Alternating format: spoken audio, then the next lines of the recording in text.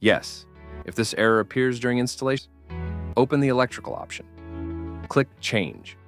A new window appears.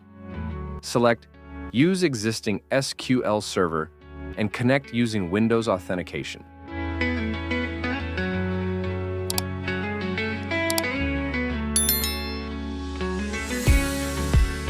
Next, click Browse.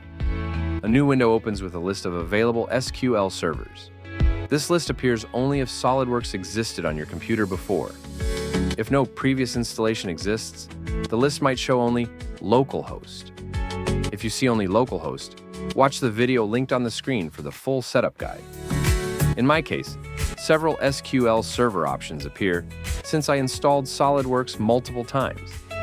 And sometimes, each installation creates its own SQL instance. Now, test the available options one by one. This process uses trial and error. By default, localhost appears as the selected SQL server. If it fails, try the next option in the list until one works.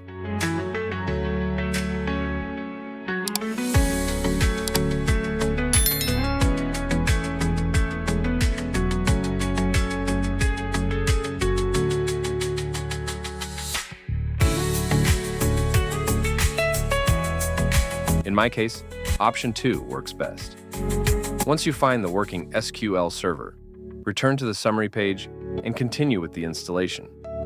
If this section still causes problems, post your question in the comments section.